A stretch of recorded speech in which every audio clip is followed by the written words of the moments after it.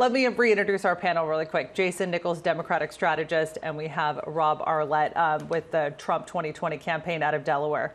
So we were talking about who the president is speaking to. Certainly there was a lot of comments targeting his base, but was there anything else in there that would be swaying moderates or perhaps targeting Democrats in any way to essentially lobby for more votes for the 2020 election? Well, I think that was, his focus on the economy, focusing on jobs. I think that was his appeal to people in the middle, saying, vote your pocketbook.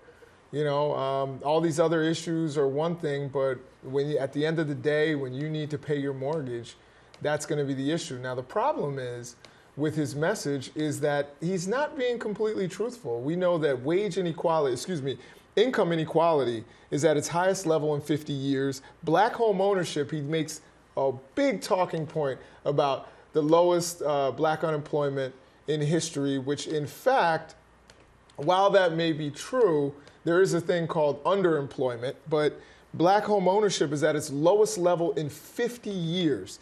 Also, farm bankruptcies are up 20%.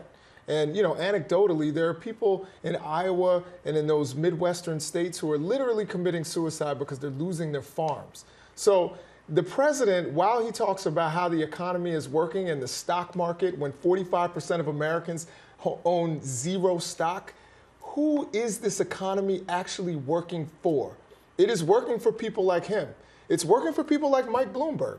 It's working for billionaires. But for working people, working class Americans, it's not necessarily working at the same level. But working class Americans is exactly the base that elected U.S. President Donald Trump. And we saw blue states turn red during the 2016 presidential election. So there's something there that's resonating with blue collar workers. We heard in the Democratic rebuttal there, the Michigan governor saying, who is fighting for American workers? Democrats do.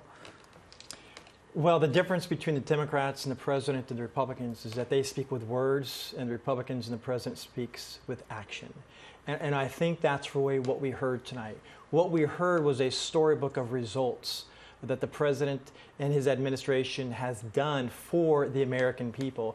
And with regard to the base, I think President Trump is expanding his base. I think he is focused on helping all Americans. The Democrats like to kind of pigeonhole people and have different labels on different people. I think President Trump is all about Americans. He does not see black. He does not see white. He sees red, certainly says white, black a lot to and say blue. He doesn't see it. Well, I think he sees it. He sees red, white, and blue. Yeah. And having a wife who is a legal immigrant, not born in this country, that is a minority. I can tell you she loves our president more so than anybody else. And because he stands for the ideals of this great country, and which is why so many people want to come to this country because of the opportunities to succeed. And I think that's what he is all about. It's all about America first. And we applaud his State of the Union address because, again, he put a focus on the people and gave examples of each of the successes that he's had these last 3 years. I want to point to some of the nonverbal things that we witnessed in the speech this evening. We're still seeing a lot of partisanship on display. Unfortunately. House Speaker Nancy Pelosi, it's reported that she appeared to rip up the president's speech after his address. And President Trump refused to shake hands with the House Speaker in the beginning. But that was not just all. We saw numerous times where Democrats were sitting and Republicans were giving a standing ovation to the president. Yeah. Go ahead, Jason. So, I don't think that this is actually something that's new necessarily. I think that usually the president is a little more collegial and will shake hands with people. I think that shows a little bit of pettiness coming from the leader of the free world. But at the same time, the fact that Democrats are seated right now, it means you have a Republican president. If Republicans were seated, it means you had a Democratic president. And as a matter of fact, now, because we have this particular president who throws all decorum out of the window, now you have people standing up and shouting. That started with Obama. And it was rare when one guy stood up and said, "You lie." Now you have people literally standing up and shouting each other down because of the environment that this president has brought to Washington. And it's a sad thing. I believe 1 year ago when we were here together, and happy reunion, I would say, for all of us. And it's an honor to be here again. We appreciate the opportunity. I'm an American first. I am an American first before I'm a Republican. And I'd like to think that Jason is the same way, but I think unfortunately we have Congress members that are not that way. And it hurts my heart as an American when you have a little 9-year-old African-American girl who the president just announced at the State of the Union that she was going to be able to go to a school of her own choice, which was her dream and her mother's dream. The Democrats did not stand. And how could they not applaud and appreciate what the president did for that family? And I think they continue to see partisanship, and that the president continues to see Americans. And I think that is a big difference that we saw tonight. Well, I think that, again, when people didn't stand, it was because he was using that girl as a prop, a political prop. And, for many of us, we find that offensive, particularly when you use young African-American girls as a political prop for your particular policy.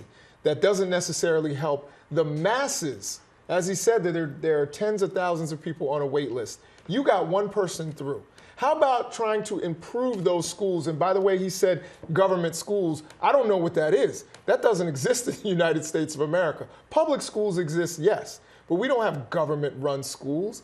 Schools are run locally. And if you want to help those schools improve, go through, work with Congress, make that happen.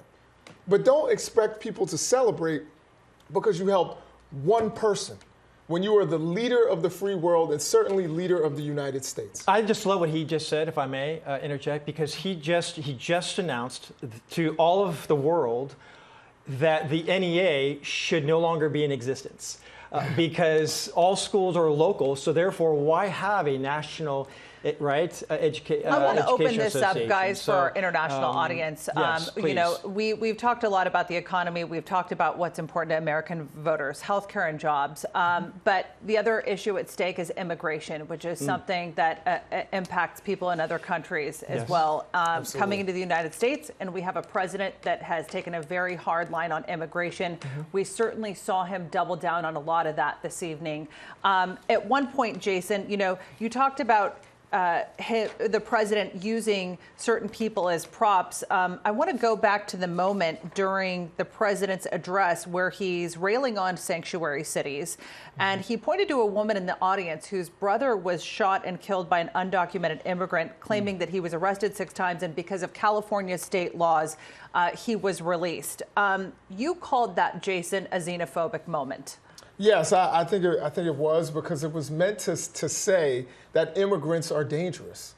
Immigrants are people that you can't trust, when in fact statistics say the exact opposite, that immigrants commit fewer crimes than natural-born Americans. And the other thing is, when we talk about the president's immigration policy, and I know a lot of the viewers here are from countries where there are brown people, like, of course, Turkey and other countries around the world. We have to remember that the person who is crafting his immigration policy was outed as a white nationalist. And that's not something that's even up for debate. There are hundreds of emails. And he was outed by another white nationalist who said, this guy's a white nationalist. He has a totally different ideology because he doesn't like brown people and he doesn't want brown people in what he considers to be his country. And so this is the kind of stuff that I think people get upset when you start, particularly with the history that we have of criminalizing black and brown people. And then he comes up with travel bans and all these things. And then, of course, has this human interest story that really isn't about human interest. It's really about xenophobia and demonizing people, brown people from outside of our country who want a better life. Well, I love Jason, but he's just wrong. The president is not a divisive divider, as he just explained. Stephen Miller. Stephen Miller a white nationalist? We're not here to talk about him. He crafts the policy. Okay, let's give Rob a chance to respond. About no worries, worries, no worries. So, but my wife again is brown, and the president loves my wife. They've met each other. I've met the president on many occasions. So to me, it has nothing to do with the color of his skin. It's called immigration. What was the last part of that part?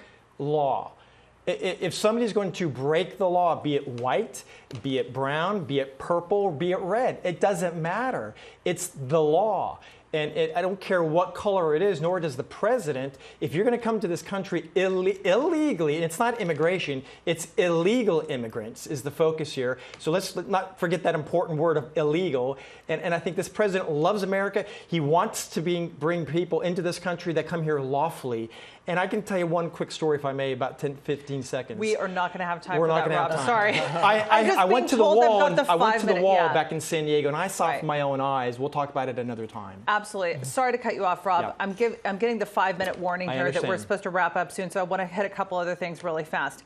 Venezuela, huge moment this evening.